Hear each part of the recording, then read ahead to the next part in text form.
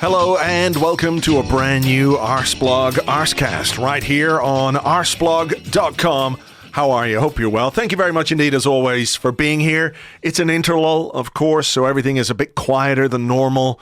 The refereeing furor has died down, I guess, after last weekend's game against Brighton, and we're just sitting here hoping and praying and keeping everything crossed that the players who go away on international duty come back safe and sound and ready to go, because once we get back, the schedule is pretty fucking tough, it has to be said. Spurs away in the North London derby without Declan Rice, of course. Then it's Champions League action in Italy as we go to Atalanta, which is followed very quickly on Sunday by Manchester City away. So it is going to be a pretty stern test of our qualities and character, which is why this is one of those interlulls where you're just keeping everything crossed that everyone comes back safe and sound. But that's obviously something we'll find out in due course. Today, we might as well just have a nice relaxing interlull chat without getting too stressed about anything because, well, there's nothing to get stressed about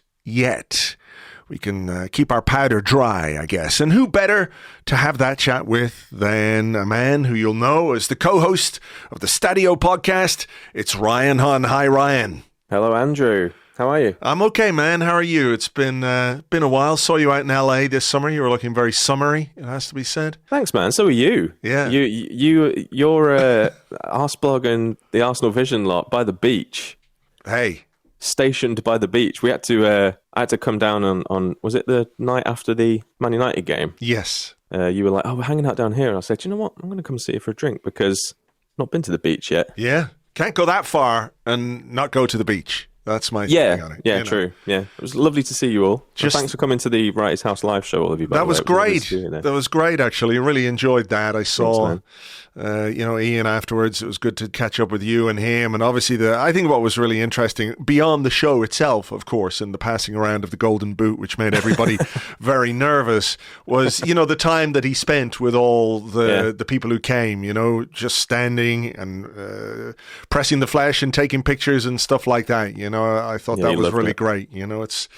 It's part of what makes those things really fun, isn't it? Is meeting people and meeting, the people who listen to your show or fans of the podcast or the blog or whatever it is. The show itself is always good and fun, but that bit where you're able to spend time with people who are, invested in what you do is really great. Yeah, definitely. And if anyone listens to this and was there, thanks very much for coming. It was lovely. It really was. Very appreciate it. So, have you settled down after the Declan Rice brouhaha this week? Have you re-energized yourself by watching clips of Dermot Gallagher looking at two incidents exactly the same and deciding one should be a red card and one shouldn't be? No. Good. I just trusted my own instinct on that and stuck with it. And also, it was one of those things. You know how like sometimes things happen that are it's so ridiculous. You kind of don't need to read anything else, or you don't need to dwell on it too much. I think we spent maybe 15 seconds on Stadio about it, and then Ian and I talked a little bit more about it on Wrighty's House. But just one of those. Yeah, I think there's a good tell sometimes on Match of the Day if Gary Lineker just says something like, "This is another example of how the game's just gone." Yeah. You're like, all right, cool. We can put that in the "what the fuck are we all doing?" folder and just move on. And just move on. I think we have to at this stage. But let me ask you, 3 games in, we're into an international break. The players are away. Some of the players are away. Declan Rice, actually, will be back in Dublin. That's fun for him. Yeah. The Declan Rice derby. Yeah, the Declan Rice derby. I wonder, will he have brought his 3 Irish caps with him? I'm not sure. Can I ask you as an Irishman how you feel about that? Or do you not care? It's one of those where I think I understand why a player decides to play for England in a world where there's sort of, your personal brand and your marketing and all of those things are multifaceted. Is that the right way to put it? And if there is an opportunity, like, I think a top English player is going to achieve more in terms of brand recognition and sponsorship deals and all those kinds of things. Then, with all due respect to my fellow countrymen, the top Irish player, right? You get to do ads here, there, whatever it is, endorsements, boot deals, all of that kind of stuff.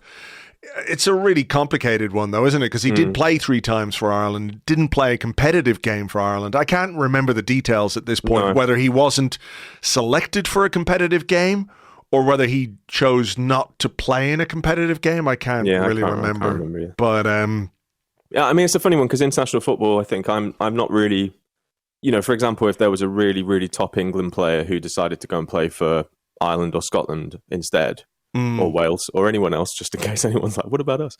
I don't think I would have zero problem with that, actually, because it's kind of on them and their gut feeling. And it's a curious thing, isn't it, international football? Because sometimes you're faced with a decision to make, which suggests that your, I don't know, heritage is a lot more. It becomes a lot more public. It's quite a strange thing, isn't it? You have to almost like you have to pick. It's very, I don't know. I'm glad that I was never, not something I've ever had to face. Being just like, am I going to play for this? That might have been something I had to deal with. If I'd been any good at football, I would have had to deal with that because I was born in England and obviously was brought up as Irish. I would have chosen Ireland. Yeah, of course. Absolutely would have chosen Ireland. But it's quite a funny one to consider when you look at the history of the Irish football team, let's say under Jack Charlton, an English manager, and the players that came in whose associations with Ireland were very often through grandmothers, those kinds of things where they scoured the world or scoured the Premier League for players who had an Irish connection. Andy Townsend, Ray Houghton, John Aldridge, people like that who were very important players for Ireland, but obviously weren't born here or didn't have Irish parents, I don't think. It was the grandmother rule. So it is quite an interesting one, not to mention the fact that the New England manager or the interim England manager is former Republic of Ireland international Lee Carsley. I mean, it's quite interesting. Sorry, this is a bit of a tangent, but on Stadio last week, we interviewed Jackson Irvine, who's the captain of St. Pauli. Australia international, but his dad's Scottish, and he moved. He signed for Celtic as a teenager. He moved from Melbourne to Celtic. And Musa asked him a question about because I think he would have qualified to play for Scotland. And Musa was a bit like, is there a bit of a feeling? Do you feel like sometimes like the Scottish fans maybe feel like they got away? And he was amazing at just being like, look at their midfield. It's fine. They've got a really, really great midfield, and he's been playing for Australia, so it's cool though. I mean, like, it's nice to, well, not nice. That's a weird thing to say. It's interesting. I think seeing how that kind of decision has to be made. It must be really, really strange. Yeah, it's not something I can really get my head around. Well, look, England also have Bukayo Saka, the most famous Irishman of them all. So. Exactly. They'll do well. That'll be an interesting game this weekend. But look, I want to ask you about the first 3 games of the season and how you're feeling. 2 wins, a contentious draw against Brighton. A game I think probably we would have won if that had been 11 versus 11, but it is what it is. It was what it was. What have you taken from these first 3 games? Is there much you can read into what we've done or haven't done? And we might just broaden it out into what other teams are doing as well in a few minutes. But what's your gut feeling about those first 3 games? Kind of how I expected. Maybe a little bit better, actually. I thought that it's been very much a continuation from last season, looking very, very solid. Couple of issues that I feel might have been addressed, but I understand why they weren't. You guys have talked about it a lot on the podcast, so I don't need to repeat it for listeners. But just in terms of not going big on people for the sake of going big, especially after a few windows or a few years where Arsenal have spent quite a lot of money. I think it was a very sensible window. I'll save the transfer stuff for a little bit later. But in terms of on the pitch, just a slight development on last season. It's been good to see Timber coming in regularly, getting a good look at him. I think the performances in the first 2 games of the season were especially good. I actually think and the Brighton game ultimately. The Villa one was a big one for me. I thought that was an early statement victory from an Arsenal point of view, because that is easily a game that you just don't really want that early on in the season, especially to a team who beat us twice in the league last season. So so far I'm pretty content, actually. Yeah, I mean, there was always going to be, I think, a period in this season, after the European Championships, after Copa America, players who've been away, a pre-season where people came back at different times, so they're at different levels physically, where I think we were going to, I don't know if struggle is the right word, but it doesn't at all surprise me that we haven't necessarily been 100% cohesive yet. I think even, you mentioned someone like Timber, and it is great to have him back, and it is a boost to have a player like him back in the squad. But I also think we're looking at a guy who spent basically a year out with an ACL, and these are his first 2 properly competitive games for Arsenal. And I think he's been fine. Yeah. But I think it's going to take him some time to get to the level that we all hope he can be at, So those kinds of things are, I don't know that there's much you can do about those, as a coach, as a manager. Obviously you can prepare your team, you can organize your team, but there are certain things that are sort of beyond your control in a way. And the idea of someone like Timber coming back in and just being absolutely brilliant straight away doesn't make any sense. And I'm not saying he's been bad, I'm not being critical. I just mean it's inevitable that it will take time for him to reach his best level. Yeah, and from a performance point of view as a team, I think it's super important in those first 3 games just not to go into an international break in crisis, right? The first international break, because there's nothing worse than, I mean, you're looking at what's going on with Manchester United already, and a lot of Manchester United friends of mine are just like, we didn't really expect much from this season, but it's kind of like, fuck already. Like, what's that September, meme? and we're already having to do this big existential thing. Yeah, what's that meme that does it? My expectations were low, but holy fuck. Exactly. You know what I mean? Whatever it is. And that makes it, as from a fan point of view, you kind of, especially I think with the calendar being so full now anyway from a football point of view, and you never really getting a time to switch off from it. If you go into that first international break on a really bad run or in a bad vibe, it can just make the season feel super long. So I think from an Arsenal point of view, being easily able to compartmentalize the Brighton result, while also, in my opinion, thinking that was 2 points dropped, because even with 10 men, Arsenal could have won that game. Could have put some more chances away in the first half. That's probably if I was gonna try really, really hard to find a negative, I think maybe just some of the finishing in the Brighton game would have. If that would be the only thing I'm not even concerned about. But if I was just going to nitpick, but again, I think that goes to what you were saying about players coming back at various, varying levels of fitness, finding a rhythm. But then Pep says something like, the season doesn't really start until after this international break. So and while you can't just chalk off the first few results as meaningless, that is when the season starts to settle down a little bit. So yeah, I'm all right with it, actually. Yeah. Pep saying pre-season is over now, says Pep Guardiola with his 9 points from 3 games. With his, we are tired. Fuck you. With his fucking ridiculous striker scoring all the goal. Like, I mean, that kind of stuff. Pre-season is over now. That annoyed me, actually. It's the Premier League tax, Andrew. It's just, but I found that really... that was quite arrogant, I think, from Pep Guardiola. Yeah, and I know he's in a position where he can be, right? I understand it, but I still read that and thought, nah, fuck you, man. Fuck, people are scrapping hard for points and working hard, and you're going, well, preseason's over now. The real business begins, after the international break. Yeah, all right, Pep. Yeah. Anyway, not a Man City podcast. Not a Man City podcast, but we can stick the knife in here and there to the opposition.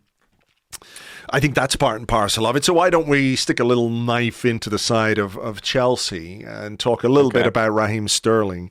Yes. Because he arrived on loan. If people haven't had a chance to read it, I'll put a link to this in the show notes, actually. James Ollie from ESPN has done a really, really interesting piece on Chelsea. If you're minded to read about the mayhem that's going on over there, is it method, is it madness, is it something in between? It is fascinating to read what exactly has been going on there, and to some extent they give some insight into what they've been trying to do with these contracts, 9-year deals for Nicholas Jackson, Cole Palmer, those kinds of things. But a consequence of that, of course, is that they've had to ship out some players, and some players have become essentially persona non grata. Raheem Sterling was one of those. They tried to shift him to Saudi. He was having none of that, and eventually it got to a point, as the article says, that they were quite willing to send him on loan, pay a big substantial amount of his wages. Arsenal wouldn't have to pay a loan fee.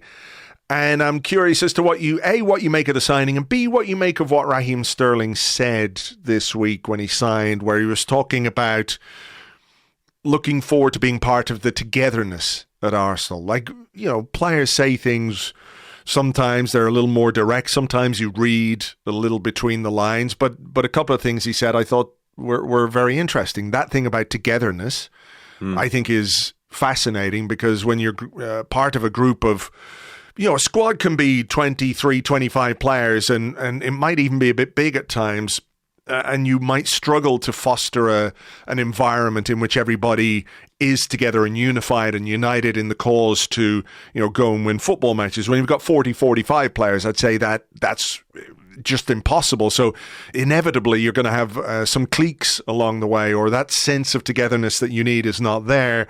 And then he also talked about making up for lost time, which I think, again, is very interesting. He wants to improve on what he did last season. I think it was 8 goals and 10 assists for Chelsea, which I think if he gets those numbers for Arsenal, or improves on those numbers for Arsenal, you'd probably say has been quite a successful loan deal. So how do you think he's going to grasp this opportunity, working again with Mikel Arteta, of course?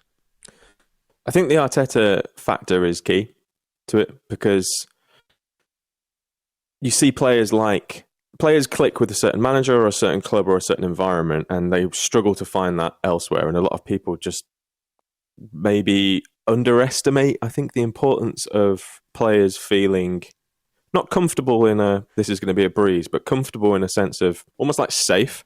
Right, I feel safe here. I feel like that I'm not going to be super mistreated by staff or management or other players, or I know that there's a direction of travel that everyone is going in the same way. And I think for Raheem Sterling in particular, I find it interesting because I think from the jump it wasn't really a signing that Chelsea needed to make, bringing him there.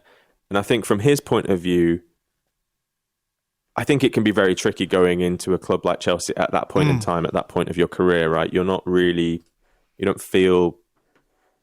It takes a while to become beloved by a fan base. And when the performances aren't there, which they weren't really with Raheem Sterling over the last 2 years, then it can be even harder, especially with the situation that's going on at Chelsea. I have to admit, I haven't read the James Ollie piece yet, but I have got it bookmarked. So if there's anything that proves me wrong or makes it sound like I'm talking shit, then apologies. But I think bringing him to Arsenal, from a personal point of view, I love it. There's nothing that I don't like about this deal, in the sense that it's very reasonable financially. I think it provides Arsenal with some versatility in the forward line, which is needed. And it also comes extremely low risk in the sense that this is a player that, like Mikel Arteta, we know, has certain trust in certain players. And that's just how it is. Some players he trusts and some players he really, really struggles with. Raheem Sterling is obviously someone that he trusts. We saw how important he was to Raheem Sterling at Manchester City. And I think that there's a combination of coming back to a manager who you really like and you've worked with before and who has got some of the best football out of you, kind of having a point to prove, kind of in a football sense having a chip on your shoulder, and also going to a club that I think as fans we underestimate maybe how other professionals look at what's been going on at Arsenal over the last couple of years and are like, man, I would like to go there. I think that's a great point because, there have been times in our recent history where you would maybe have some worries about the ability to convince a good player to come to Arsenal, the right kind of player to come to Arsenal. I think that is, I know people will talk about trophies and the need for success, and I completely get that. But I think what has been clear is that we have fostered an environment that other players absolutely want to come to, where you would go, fuck yeah, I'll go play with Saka, I'll go play with Odegaard, I'll go play with Saliba, I'll go play with Gabriel and Ben White and Declan Rice. You know, why wouldn't you? Yeah, if you look back a decade ago, it would be hard. You'd be really hard pressed to think. I mean, that's why the Mesut Ozil signing was so gigantic at the time, because we were like, holy shit, we're getting Mesut Ozil. There's no way that we thought players like that at that time. Obviously, at the time, Mesut Ozil's stature was gigantic in world football. We weren't used to players like that wanting to come to Arsenal. We were used to them wanting to leave and go to other places like Real Madrid, Barcelona, etc., or Manchester United. And I think now, with what's going on, and this is I think it's a factor that's born out of a lot of the negative sides of the Premier League in terms of its financial dominance and how much of a behemoth it is. But from focusing on Arsenal specifically, it's a massive benefit because you have a big club in a city that everyone wants, like a lot of players would love to live in a league that everyone wants to play in, that has, while the trophies haven't been there since the FA Cup, players, I think, are a lot more understanding of the possibility of winning trophies or getting into those positions as opposed to actually just getting it over the line. I don't think they see it quite as binary as a lot of fans do. So, yeah, I think that for Raheem Sterling, that is probably, of all the options available to him as well, that's probably as good as he thought he would have got at this stage of his career with the form that he's been on since he went to Chelsea. So I think it's kind of a win for everyone, really. Yeah. And even Chelsea to that. I know you know, on an Arsenal podcast, we want to kind of take the piss a bit, but I think even Chelsea just getting that little bit of, even though they're paying them more than half of his wages, they had to get rid of offset some of the wages. And while they didn't get exactly what they want, and begrudge, you know, I can't imagine they would have loved him to go to Arsenal. So I think just all around, it's kind of something that works out perfect, I think. And I have no, like, you know, what's the word? Like logical reasoning behind this, but my gut feeling is that it's going to work. And if it doesn't, I'll be kind of like, okay, fine. But I'd be a bit surprised. There's something about the signing which I just have a feeling it's going to be pretty good. Like, and this might be completely wrong, but if in a year's time, if Raheem Sterling has signed for Arsenal on a permanent basis, it wouldn't surprise me. Just, I know that a lot of things have got to fall into line for that to happen. Money being a massive thing, but playing hypothetical, if Raheem Sterling's like, hey, I loved it here, I actually will sign for the money that you've been paying me for, or maybe a tiny bit more, then sure. I have to say I would be a bit surprised, but obviously, you know, a lot can happen in between now and May that might change my mind on that, and that might make it seem like a better idea. Ultimately, you know, he's still got a contract at Chelsea till 2027. I think Chelsea are in a situation where, you know, if they want Raheem Sterling to leave, they're going to have to do what we did. Thanks. Here's your money. See you later. Rip up the contract and you can go where you want. And I think if you do have, let's say Chelsea do pay that money, which is, you know, something close to 30 million for 2 seasons that they have to give him, it probably does make it easier for Raheem Sterling to say, well, actually, I will, you know, in the September of my career, sign a 2-year deal at Arsenal for money that's, you know, way less than what I was on at Chelsea, because I've already got that money at Chelsea that I was going to get till 2027. I mean, I think the thing about Sterling is that he was, in the article, James Ollie writes, you know, he was the first permanent signing under the new ownership, 47.5 million, 5-year contract. At that point, you know, there was no inkling that it was going to develop in the way that it did. I'm pretty sure when he signed there, he thought, well, this is new owners. They're going to operate like normal football club owners rather than play this weird game that they're playing with, you know, multiple transfers, players coming in and out, turnover, players really, really high, buying players in advance, all of this kind of stuff. Like, I don't think there was any idea in his head what could have been going on there. And I think when he talks about making up for lost time, I think he is absolutely referring to those years at Chelsea where, you know, it's very difficult to judge players in a really, really unstable environment. And I also think that Sterling's the best part of his career, albeit, you know, at Man City, who were dominant, at, you know, a time where he was probably in his prime, came in a very, very structured environment under Pep Guardiola, not under Mikel Arteta, but with Mikel Arteta as an assistant there as well. So it might be a case that he's looking to rekindle the sort of thing that really worked for him in the past. Yeah, I think some players just really thrive in that environment, and some players thrive in a little bit more chaos. I think that's why you've seen Cole Palmer emerge so rapidly at Chelsea, because I actually think he's someone who thrives a little bit more in less structured setups, because he's I don't use this in a derogatory way, but there's a little bit of hero ball with Cole Palmer, and in terms of he can really make the difference. But there are elements sometimes when you see, okay, maybe that wasn't on, and you can understand why someone like Pep, who gets so intense about those little moments, might be okay with moving him on. You know what I mean? And I think in the Chelsea setup, where there has been such a high amount of turnover, that's an environment where he's actually come to the forefront of being like, right, I'm the guy, you know? I think for Raheem Sterling, who's maybe used to, you know, he's like you said, he's used to playing in a slightly different way and being the guy in those setups. It might be a little bit disorientating going to a club with such high turnover. But also, you know, caveating that, I do think that some of the decisions that Raheem Sterling has made in a football sense have pissed off Chelsea fans as well. There were a couple of Chelsea fans got in touch with us after we had a discussion about it on Wrighty's House a few weeks ago. I'm saying, you know, we're pointing out actually, when he did this and this and this. And I'm like, yeah, I also get that. But I feel like that is very much, again, just a kind of product of what has been going on in general at Chelsea over the last couple of years. The environment. Yeah. All right. Well, look, we'll obviously wait and see. He's been training this week. They put out a video of him in training. So he's somebody who they're going to try and get up to speed over the course of the interlull, because there are some very important games for Arsenal in the Premier League and Champions League, of course. So that's all starting. But we have some questions from our Discord to sort of flesh out this interlull show. And this, I think, is slightly... we're in the ballpark of what this question is about. It comes from Calafury.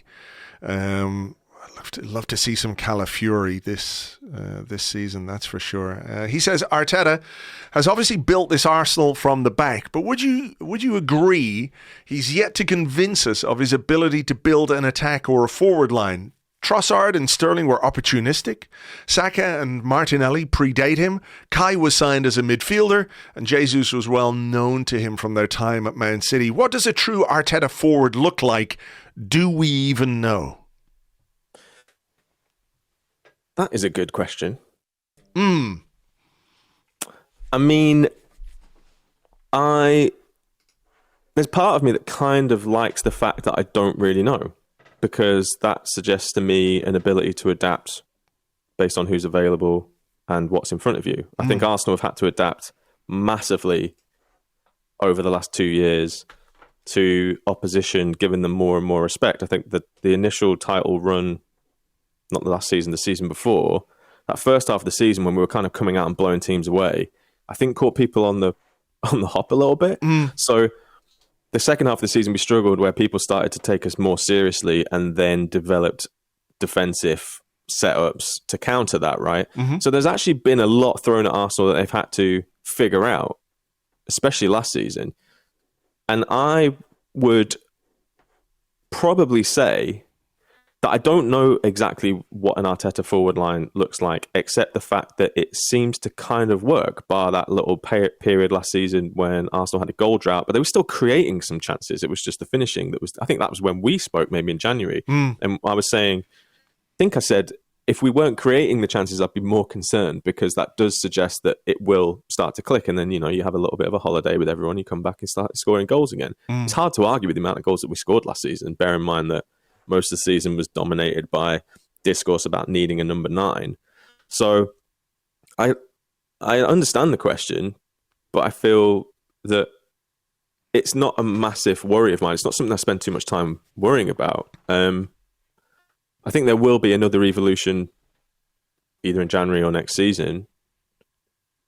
But yeah, I hope that doesn't sound like too kind of No. being on the fence. It's just something I'm not really too concerned about, because I quite like the fact that, for example, Arsenal can spread the goals. I think the seasons that we've been reliant on a single goal scorer, you know, I think of the seasons with Aubameyang or even back to Van Persie. we really struggled if those players weren't firing. Mm-hmm. And I think spreading the goals around is a massive, massive upside of any title challenging team. Could not agree more with that. But at the same time, there is always this thing, like when you have that sort of a contribution across the team, there's always this underlying thing. Well, if we could just add the guy who could get 25 goals on top of all those goals, then we'd win it all. And that might be true, but then does having that guy in the team diminish the impact or the opportunities for some of those other players? Like, is it a case of you maybe focus a little bit more on getting the ball to that guy, or is it a case that players maybe don't take the same risks or make the same decisions or take on the same responsibility when they know there's another guy there whose primary job it is to score the goals? I think the question in general is really interesting, though, because what is an Arteta forward? I don't know. Is it Bukayo Saka? Yes. Is it also Kai Havertz? Yes. We have an issue, I think, on the left-hand side where we're not quite sure if it's Trossard or Martinelli. But I don't think it's any one thing. I think what is interesting, though, is that over the course of the Arteta tenure, we haven't really spent massively on forwards. In part because some of those positions were already filled. When you've got Bukayo Saka, you don't need to spend on a right winger. When you've got Martinelli, who season before last had 15 Premier League goals, you're going, okay, we've got this guy. I don't think there is any one specific Arteta forward. I think what he would be looking to do, if and when he makes that big forward signing, is to add different qualities, add more variety to the forward line, and ability to be a bit more unpredictable or to attack in different ways, which is why I sort of had in the back of my mind this summer, would we bring in somebody with that kind of pace? Because we had been linked to Mudryk, of course, whose main quality is running very, very fast. And thankfully, that's about all it seems to be now that he's at Chelsea. But also Pedro Neto, another really fast winger who can play on both sides. I did wonder if that might be something that we're looking for, but I don't know what it is that we're going to go for in the future. It all depends on, who does what this summer, what way has the team developed, for example, in midfield that demands a certain profile of attacking signing? Do you know what I mean? So I don't think it's set in stone yet. I think they will consider over the course of this season where the qualities behind the forward line are and what kind of forward best suits that, if it makes sense. Yeah, I actually wonder whether the signing that we will eventually see up front might be a role player as opposed to a starter. And I'm thinking someone of the profile, not now obviously, but kind of like a Eric Maxim Choupo-Moting, who went to PSG, went to Bayern, and was extremely comfortable in that role of being like, I'm not going to start games. But actually, in the last 10 minutes against a deep line defence, if we're really pushing for a point, which is going to happen at certain points in the season, or in a Carabao Cup game, or if we need to rotate and actually this is a game that they can start, will be comfortable playing that role. Maybe someone a little slightly older, late 20s, early 30s, who might be available for cheap, who gives Arsenal actually a very much a 6-yard box option, or a penalty box option. And that's where they're going to be, and that's where they're going to stay. And that's kind of all they're going to do. Because if you are going to really, really look at where Arsenal have sometimes struggled, when they really, really need a goal, sometimes we still, understandably, have a tendency to become a little bit...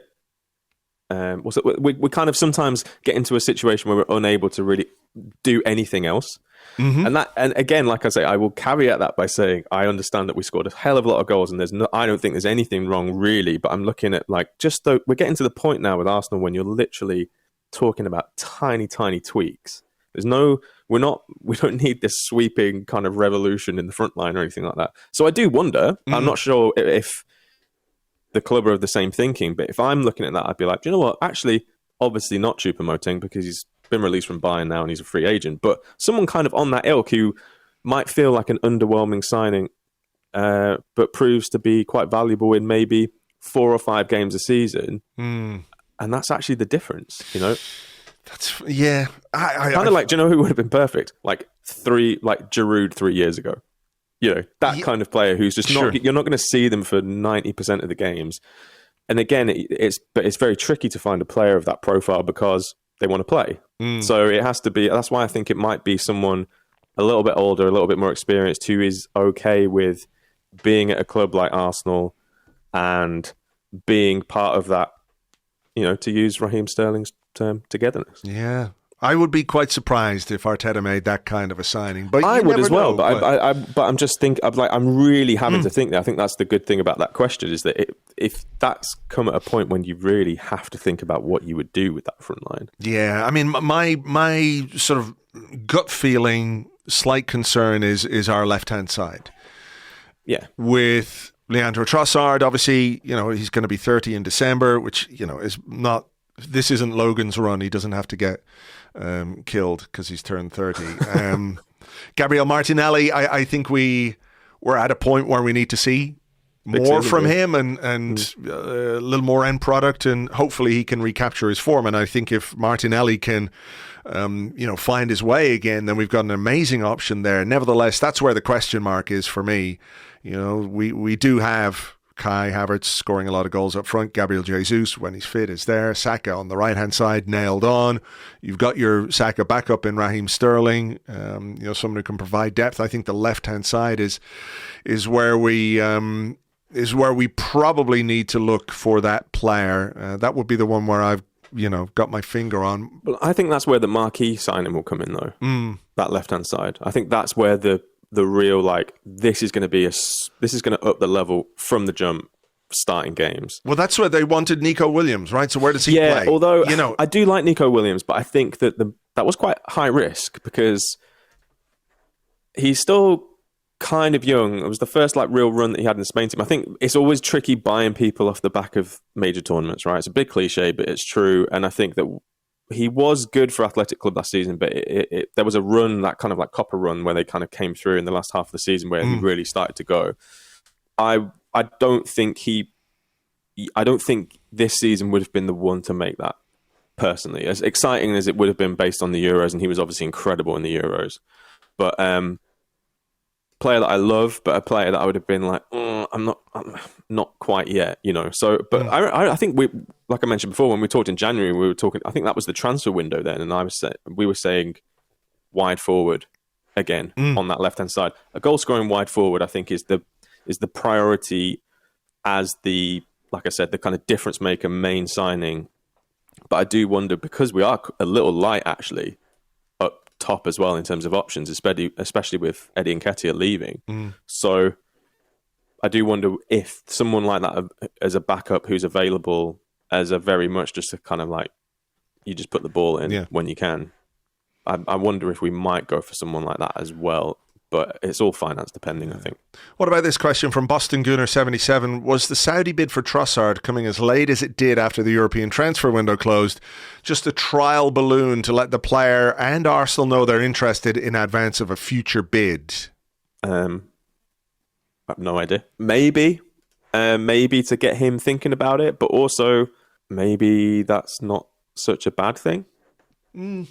You know, depending. I think Leandro Trossard seems like someone who has come to. He's continually developed in his career and continually kind of like just moved up a little bit. And I think being at Arsenal now, you can see how much he wants to start games and how much he's contributing. Right, so strikes me as someone who's quite determined and doesn't really think about. He doesn't strike me as the kind of player who'd be like, yeah, do you know what? I'll go to Saudi now. I think he wants to prove a point at Arsenal and win something. I think if he was to leave now, I don't think he's really done. It would have felt a little bit like unfinished business, I think. Yeah, it's taken him a long time to get to a club where you're in the Champions League and challenging for Premier League. So, you know, I would have been very surprised if that window, or if that offer had arrived within the window, he would have been open to that, because, you know, I think there's a big discussion to be had, obviously, about why you would move there, but players in the late stages of their careers, will certainly look at that as a way of guaranteeing their retirement above and beyond what they've already earned. But I think, right now, it's a little early for him. I think so.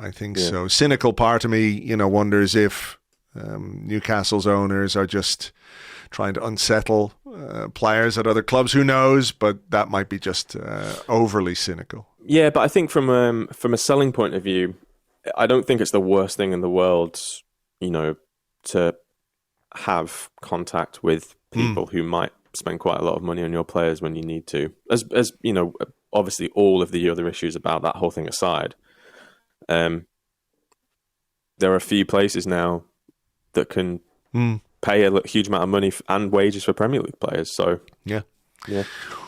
Here's one from theredcannon.com. He says, I feel like the main trait of teams like Man City and Real Madrid is not necessarily the player quality, but their huge confidence that they are entitled to win every game. Do you see a way for Arteta's team to reach that level of confidence that might help us win a game against Brighton after a red card? Or is it only associated with the individualities of respective managers?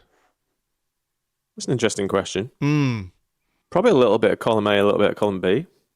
I think Real Madrid are just a different beast. Jude Bellingham talked a lot about it actually, there's a really interesting thing after the Champions League final when Jude Bellingham said, I don't think people truly understand how heavy this shirt can be. I found that quite, as someone who is seen to, has been seen to take everything in his stride and just been like, this guy, what the hell? Actually, that little bit of insight being like, hey, it's more difficult than you think wearing this shirt. But there is something about Real Madrid and the history and the slight inevitability of no matter how well they're doing domestically, they might go and win the Champions League. Manchester City, similar, but in a different sense, where when you just get, I think like winning is learned, right? And when you're used to winning and you get the taste of it and you know how to do it, and all of the elements are there for you to do it continuously. Yeah, sure. I think that brings maybe a slight sense of entitlement in terms of you know what I mean? Like, yeah, we're going to win this. We're going to do this. We're just that good. I think Arsenal, those players are new to it and they've all been on the journey together. So I think that and I do think it is a when as opposed to an if. When they get over the line in a league campaign or even an FA Cup maybe at the moment with this group of players and or Champions League, because even though we went out to Bayern last season, I do think that Arsenal were... I think Arsenal should have got through that tie by experience. It was experience that cost us really in that tie, not necessarily individual ability. So yeah, maybe we'll get there, but I think we're getting there. Yeah, I think the thing about Real Madrid is you're right. It's historic. It's just part of their DNA, without wanting to make it sound too wanky. But I just think because they've been, one of the two biggest clubs in Spain for so many years, and they have this incredible record, in Europe, the European Cup, obviously before it became the Champions League. There is just something hardwired into them. And I don't know how you really cultivate that beyond doing what Manchester City have done, which, as we all know, is open to a certain level of scrutiny, right? With the 115 charges. Like Man City's is manufactured, if you like, whereas Real Madrid's is... I don't want to say it's more organic, because there's obviously a financial element to this as well. Real Madrid have had this incredible financial firepower for so many years, and they splash money around and they pay huge wages and they bring in some of the best players in the world, and that is a big, big part of it. The financial element is certainly part of it, but I don't know if we can ever get there, but I do think that is part of what Arteta is trying to cultivate, the idea that every single game is important. Every single kick of every single game is important. The League Cup is important. The Charity Shield is important. The FA Cup is important. We have underperformed, I think, in the Cups over the last number of years. And I don't think it's a case that we've done that because we haven't taken them seriously. I think we've been a little bit unlucky with draws here and there, and of course we've underperformed in certain games. Was it the game where we went out against Nottingham Forest where Arteta had that moment? It was on the all or nothing, and he's talking about, if I lose a duel, I'm upset. That was from the Nottingham Forest game. So we've underperformed in the cups, but I don't think it's a case that we haven't taken them seriously. I think that's why Arteta got so angry with that. Yeah. But that's something we're going to have to sort of wrap our heads around as well when we see a team for an EFL Cup game and it's got players in it and you're going, well, we need to rest them for the weekend. Is that what Real Madrid do? Is that what Manchester City do? To some extent, maybe, but they just fucking play their players and win their games. And I do think it's a fascinating question, though. I think it's hard to just generate that Real Madrid vibe nowadays, just in modern football. I think you need a combination of everything. You need to be successful historically, be the kind of the iconic club that they are, and also continue to be successful into this new era. If you look at other comparisons, maybe like Milan, or even you could go someone like Benfica. Like, to me, Benfica are a legendary football club, like a huge football club. But because of the financial gulf between the Premier League, those big clubs in Spain, and a lot of everyone else, bar maybe like PSG, etc., that everything just kind of suffers. That the aura goes quite quickly, or not even quickly, but over a sustained amount of time if that happens. So, in an ideal world, and something that Moose and I talk about quite a lot on Stadio, it would be great if it was a lot more balanced around Europe, and actually it wasn't so unique or so noticeable that clubs like that had this aura, and that it was a bit more cyclical, and some of the older club or the more historic clubs actually won a Champions League, or it's just, to me it seems a bit more fun. So and also, but yeah, I think in the modern day, I think it can be very, very hard to do that unless you actually just win big trophies and do it consistently. Yeah. And as we know, that is extremely difficult to do. How do I pronounce this one? Nipti 3128, I think. My apologies if I've butchered that very difficult name. Anyway, he says, what's a bigger surprise for people watching this team over the last 10 years? Granit Xhaka being nominated for Ballon d'Or, or 4 Arsenal players nominated in 2024? Of course, for the men's, we do have a nomination in the women's Ballon d'Or as well. I'd say the 4 Arsenal players, the 4 men's Arsenal players, I would say. Because, actually, is it? I don't know. Well, I mean, Xhaka's getting a nomination for Ballon d'Or for what he did with Bayer Leverkusen last season, which was extraordinary, and they had an extraordinary season.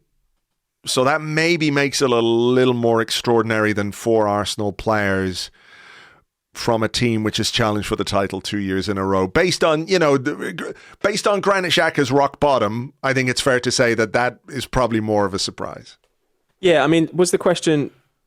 Would it have been more surprising 10 years ago, or did I just imagine that? No, just what's a bigger surprise for people watching this team for the last 10 years? Oh, right, okay. Maybe the Granit Xhaka thing then. Yeah, I would agree. But I mean, he deserves a Ballon d'Or nomination purely for the celebration that he did in one of the wonder goals that he scored last season for Bayer Leverkusen, where he pretended to pull his hamstring and sent the Bayer Leverkusen bench into an absolute panic. When Xabi Alonso realised he was taking the piss, he was trying to, he could see that the poor physio was like having a heart attack. Yeah. And he was just, oh, fucking hell. But anyway, so yeah, maybe a Ballon d'Or nomination for that is justified. But yeah, again, I think, maybe it's Granit Xhaka. Yeah. But I'm really happy for him because he really deserves it. And I think it's so tough for a player to turn around that kind of reputation with a fan base like the Arsenal fan base, especially over the last however long. But then also to go to Leverkusen when he did and do that is, I mean, yeah, props. Yes, yeah, and undoubtedly we had some kind of a clause in that deal where if Leverkusen were champions, we got a few quid. I haven't seen it reported anywhere, but I can only imagine that was in there. What about this one? We'll do a few quick ones to finish us off. Aegon Mkhitaryan. Very good.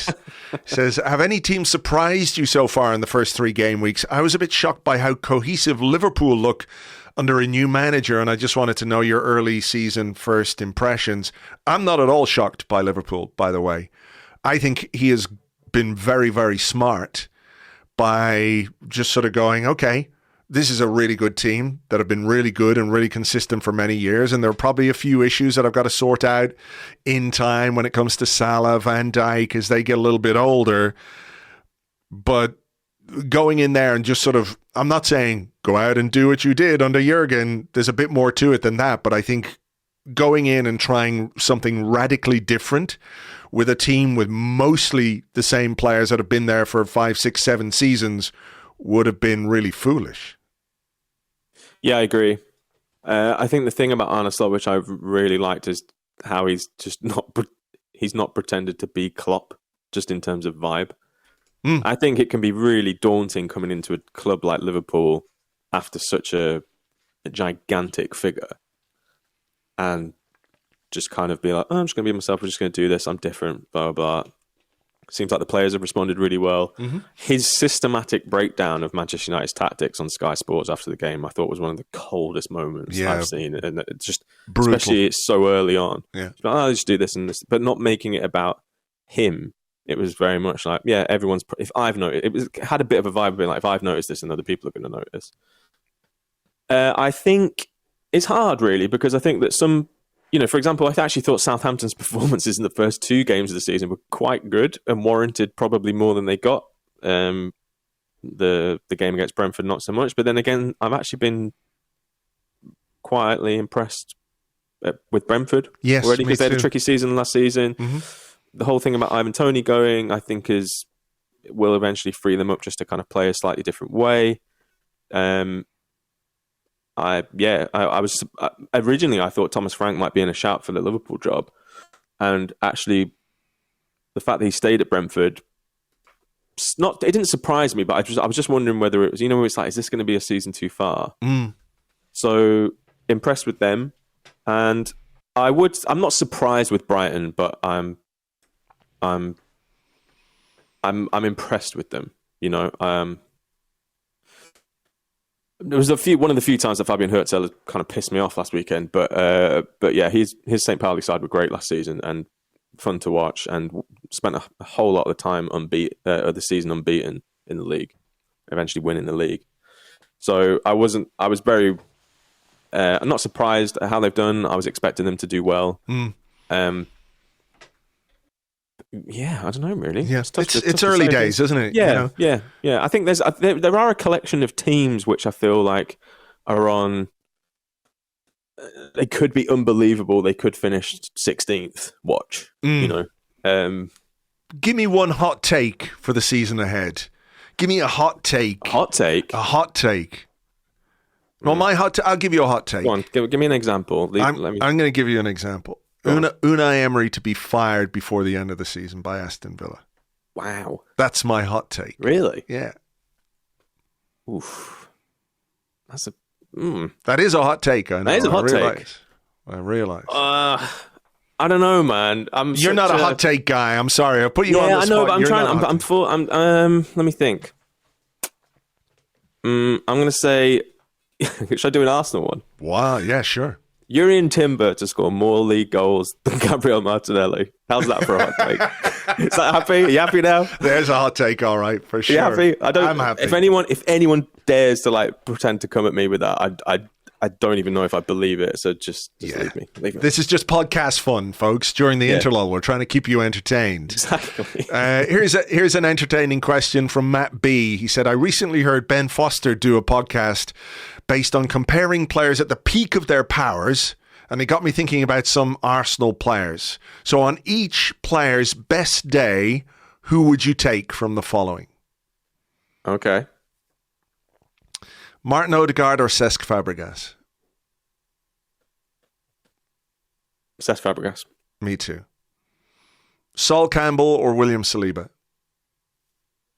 I don't think we've seen the best of William Saliba yet, so I'd have to say Sol Campbell. But if you ask me in 5 years' time, I think it'll be William Saliba without a doubt. I would go William Saliba. especially in the modern game. I feel like Saul was. Are we putting them both? Are we doing that thing now? We've got to put them both in the modern game. Don't change the rules. Well, could Saliba have played for the Invincibles? Absolutely. Could Saul play for this team? Not 100%. I'm going to change my mind there actually, because I do as great as Sol Campbell was, I prefer William Saliba. Mm-hmm. So I'm going to go William Saliba. Alexis Sanchez or Bukayo Saka? Bukayo Saka. Oh, yeah. Me too. I love Sanchez, by the way. I love him, but there's no comparison there. Mesut Ozil or Santi Cazorla? On their Santi. Yeah, me too. And it kills me to say that, actually, because... No, it doesn't. What am I talking about? No. I loved Mesut Ozil. He was my favourite player in the world when we signed him, and that's really rare. I think the only time that... I think it's only ever happened once before. I can't remember who it was now. But anyway, I think that actually, for longevity as well at Arsenal and the joy that he brought consistently, Santi is just... I just want to see that thing. Remember where he was standing about to take a corner with his right foot, and Lauren Koscielny gave him a signal, and then he just switched and took a corner with his left foot. People go, wow, that's amazing. But, if you play football, the ball comes to your wrong foot. You can play a pass with it. Sometimes you can give it a smash and catch it perfectly, But most of us are significantly weaker with our wrong foot than we are with our good foot. Are you right-footed or left-footed? Right-footed. But I did... Would you take a corner ever with your left foot? I have done. Come on. Yeah, but I think it was because... I'm not sure if it was a training game or whatever, but it is so difficult to do. But on that, though, on Santi, I think to me, he's an example of what a professional footballer should be in terms of how good he is with 2 feet. Mm-hmm. Honestly, because I feel like if you look at the NBA, for example, and players will lay up with their left hand, or they will pass with their left hand, or there was that famous game where Larry Bird just said in an NBA game, it was just I'm only going to shoot with my left hand, and just scored a ton of points. I think that the amount of times we see professional footballers really struggle, even finishing or making a pass with their weaker foot. I think it's one of the biggest undiscovered areas of improvement in the professional game. I think you're absolutely right, because there are players who on their weak foot, I don't know, I'm trying to think of somebody who was absolutely... Maybe Mesut Ozil was one of those who was very, very one-footed, but that one foot was like a gift from God. It was a wand on his best day, no question. Nigel Winterburn as well always struck me as a guy who was... I remember he did score one amazing goal with his right foot, though, in a cup game, I think. Anyway, look, certain players are very, very one-footed, but it is one of those areas where I think as a young player in particular, if you focus on working on your wrong foot, it will stand you in good stead because it feels more natural, more normal. It's sort of like learning a language as a kid as opposed to learning a language as an adult. It's much easier. You assimilate the knowledge or the ability much easier as a kid. But I also think there are some players who are just extraordinarily gifted and have the ability to produce with both feet in a way that very few players can, Yeah. Obviously, joking around saying, yeah, I have taken a corner with a weaker foot before. Very different doing that in a fun training exercise as opposed to, I'm going to do it when I'm on TV, being watched by millions of people around the world, and this is actually quite an important corner. I think the fact that you don't see players doing that all the time... You never see it. You never see it. You never see it. But also just on Santi, I was watching some Santi Cazorla highlights again recently. Something that I, occasionally make a brew and just sit down and fire up some old Santi Cazorla highlights.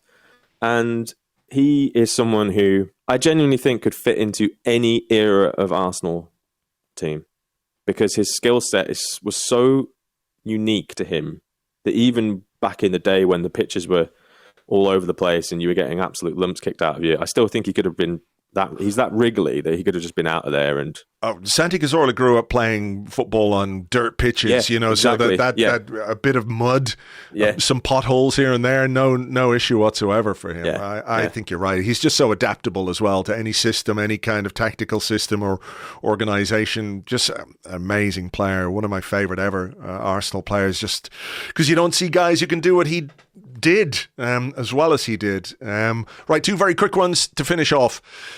Flint_AF says, with David Beckham doing a Hot Ones interview recently, are there any former or current Arsenal players you'd love to see answer questions while taking on the Hot Wings gauntlet?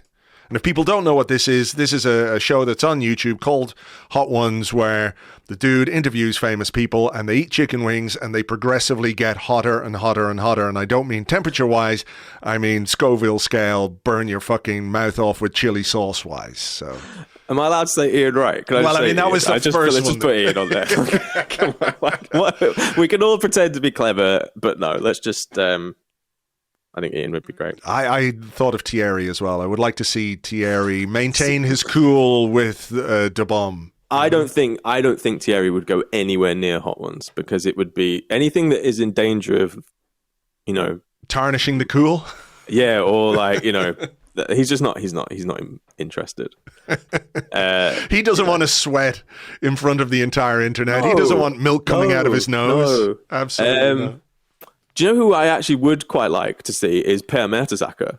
Because Germans don't do super well with spicy food as well, right. On the whole. And they have the little chilies on a menu to say how spicy something is. Oh yeah. What might say 3 chilies on a menu in Germany might not be 3 chilies, say somewhere else that's more used to spicy food, right? Or something they say sehr scharf, very very spicy. So. And also, I think just Per is quite good at stuff like that. Do you remember the unclassic commentary? Yeah. He was great on that. And just, I think, I'd like to see a bit more of Per doing stuff like that. But I think his role is too official in the club now that I don't think he'd go on Hot Ones. Yeah. He's got to maintain an aura of professionalism in front of all these young players. Exactly. Yeah. Who would undoubtedly think it's cool is going on Hot Ones, though.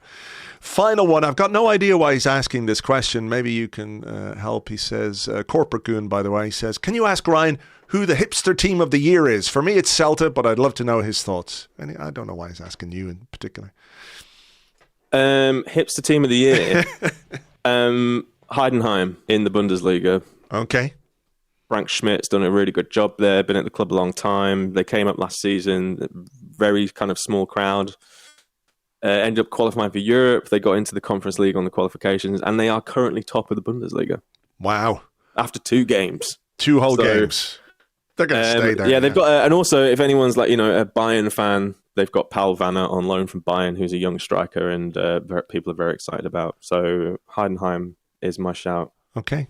I would have said Celta, but because they were top of the league, but then they lost their next 2 games, so it's all over so quickly for Celta. Yeah, that's how it works. That's football for you. Okay, look, we better leave it there. As ever, a pleasure, Ryan. Thanks a million. Thanks for having me, man. Thank you very much indeed to Ryan. You can find him in all the usual social media places and, of course, as the co-host of the Stadio podcast with Musa Okwonga and on Righty's House as well. Okay, I think we should leave it there for this week's show. Thank you so much, as always, for being here and for listening. Hope you enjoyed the show. James and I will have an Interlull Arsecast extra for you on Monday, so please do join us for that. In the meantime, have a great weekend, and we will catch you on the next one. Until then, cheers. Bye-bye.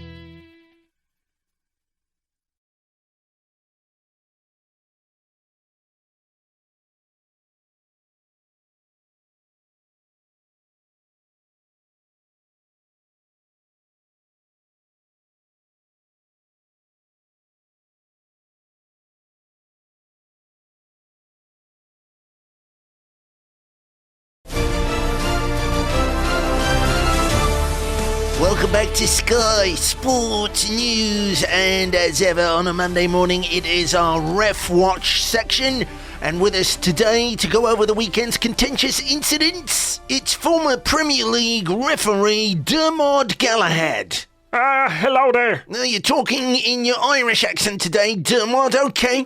Well, first up then, we've got an incident in the game between Manchester United and Chelsea. Harry Maguire shown a yellow card for this challenge. Yeah, I think you have to say a yellow card is fair enough in this situation. Yes, Harry Maguire has gone over the ball. Yes, he's gone in with 2 feet. Yes, he's broken the opponent's leg. Yes, he swung a punch at the opposition player who's come over to remonstrate. Yes, he's headbutted the referee. Yes, he's taken out a taser and he's zapped the shite out of one down ball, boys. But in this instance, I think the referee was absolutely right to just give him a yellow card and say, calm down a bit there, Harold. You're all right. Well, moving on, we have an incident in the game involving Arsenal, and it is a red card for Captain Martin Odegaard. How did you see this one, Dermot? 100% a red card here. The referee got this one absolutely spot on. If you look here, watch what Odegaard does. It's disgraceful. Disgraceful. He moves the ball so quickly around the opponent falls over and is on the ground crying with shame. We can't have that in the game. We cannot have other players making other players look a little bit silly during a game of football. So in this instance, I think the referee was well within his rights to send Martin Odegaard off, and I think there should probably be an FA inquiry which would see the 1 game ban, I would say a little bit extra, maybe 7 or 8 months for Odegaard. You just can't have footballers using skill on the pitch to the benefit of their own team. Quite funny, I suppose, Dermot, that this is the exact opposite of what you said last week when you were reviewing 2 completely similar incidents. Yeah, well, you know what they say. What's that? Come over here, you little cunt, and I'll fucking bait you. That's what they say. No! Come no, here. Dermot, Come here, I I say.